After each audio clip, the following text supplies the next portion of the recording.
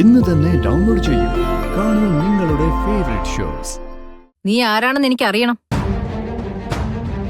നിന്റെ പ്രവൃത്തികൾ ആർക്ക് വേണ്ടിയാണെന്നും അറിയണം. അതുവരെ നീ ഇവിടെ തന്നെ ഉണ്ടാവണം. മനസ്സിലായോ? ശരി മാഡം. സിനി പറഞ്ഞു കേട്ടല്ലോ. Okay madam. പോയിക്കോളൂ.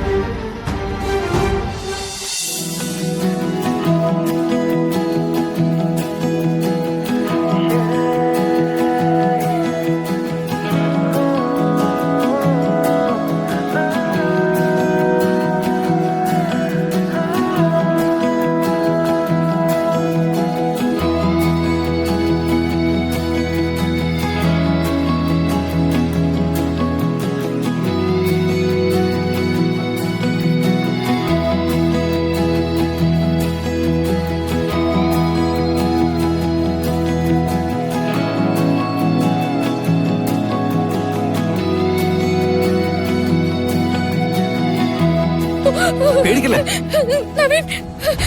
ഗാഥ അനങ്ങല്ലേ?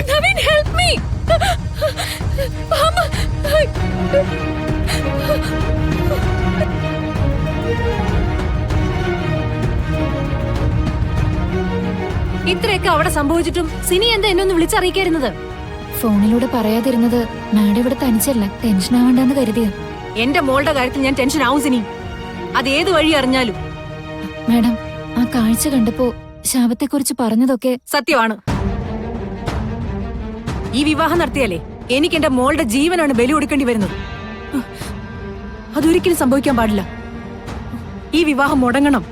പക്ഷേ ഗാഥ മാഡം ഇത്ര തീവ്രമായി നവീനെ സ്നേഹിക്കുമ്പോ 3-4 ദിവസം കൊണ്ട് നവീൻ അവളോട് തോന്നിയ സ്നേഹമല്ല.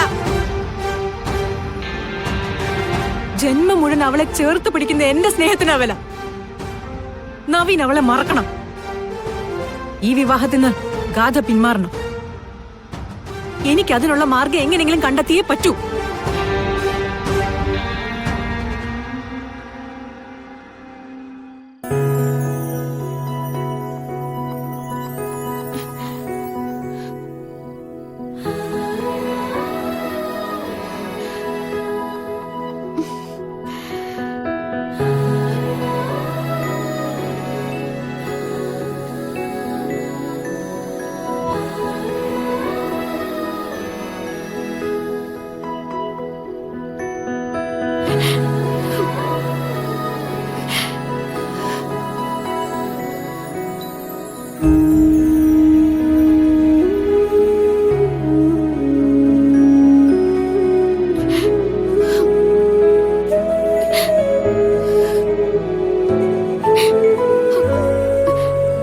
ചേച്ചി, അമ്മയെക്കുറിച്ച് ഓർക്കുമായിരുന്നില്ലേ?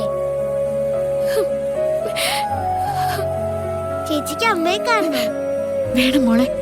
കൃഷ്ണേച്ചിക്ക് എത്രയും പെട്ടെന്ന് അമ്മയുടെ അടുത്ത് പോണം, അല്ലെങ്കിൽ എന്റെ അമ്മ. പെട്ടെന്ന് പോവാട്ടോ.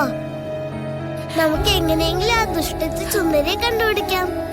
എന്നിട്ട് അവരെ ഇടിച്ച് കാശ് മേടിക്കാം.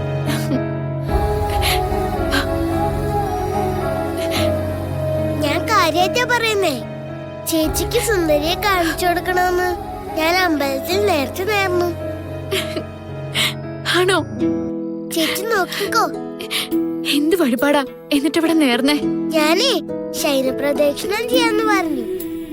എന്റെ കൃഷ്ണേച്ചി കരയാണ്ടിരിക്കുമല്ലോ.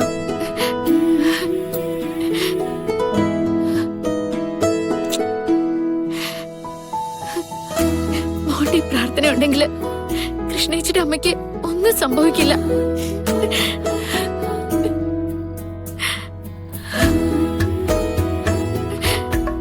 ആഹാ, എന്താ രണ്ടാളും കൂടി? കുറച്ചു നേരം ആയല്ലോ. വാ മോളെ, കിടക്കാം. വേണ്ട, ഞാൻ ഇന്ന് കൃഷ്ണേച്ചിയുടെ കൂടെ കിടക്കാം. അത് പറ്റില്ല, വന്നേ. അവൾ ഇവിടെ കിടന്നോട്ടെ ചേച്ചി. അവളിവിടെ കിടന്നാ പിന്നെ നല്ല കഥയായി. ഗുഡ് നൈറ്റ് കൃഷ്ണേച്ചി. Good night.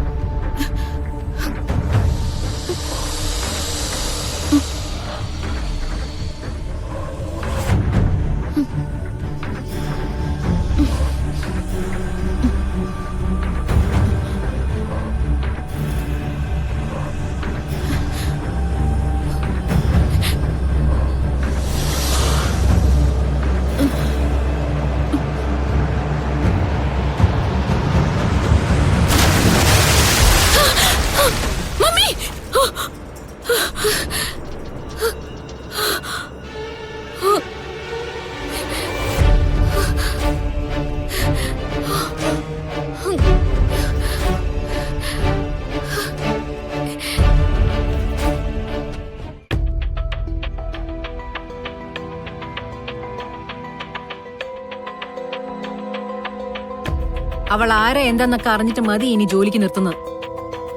അല്ലാതെ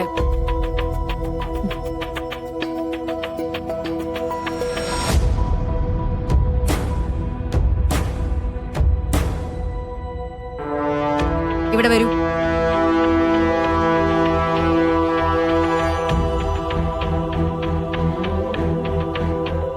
ഇവിടെ ജോലിക്ക് ആളെ ആവശ്യമുണ്ടെന്ന് നിന്നോട് ആരാ പറഞ്ഞത്? ഗോപാലേട്ടൻ. അതാരാ? എന്റെ കെട്ടിയോനാ.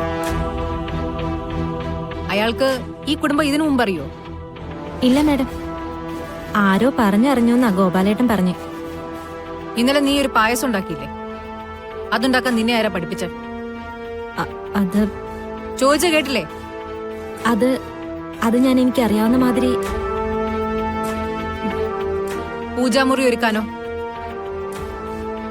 പൂജാമുറി അങ്ങനെ ഒരുക്കാനായിട്ട് നിന്നെ ആരാ പഠിപ്പിച്ചത്?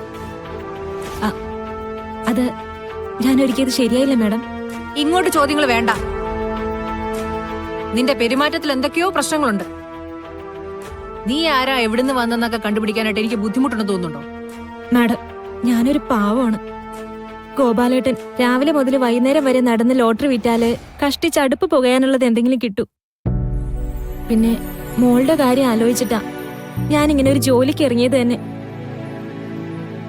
മാഡത്തിന് എന്തെങ്കിലും ബുദ്ധിമുട്ടുണ്ടെങ്കിൽ ഞാൻ പോയിക്കോളാം. അത് വേണ്ട. നീ ആരാണെന്ന് എനിക്ക് അറിയണം. നിന്റെ പ്രവൃത്തികൾ ആർക്ക് വേണ്ടിയാണെന്നും അറിയണം. അതുവരെ നീ ഇവിടെ തന്നെ ഉണ്ടാവണം. മനസ്സിലായോ? ശരി മാഡം. സിനി പറഞ്ഞ കേട്ടല്ലോ. ഓക്കെ മാഡം, പോയിക്കോളൂ.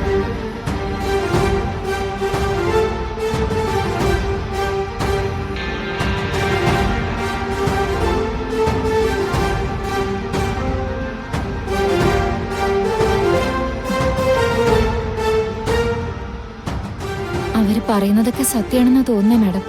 സത്യമല്ല, അതെനിക്കറിയാം.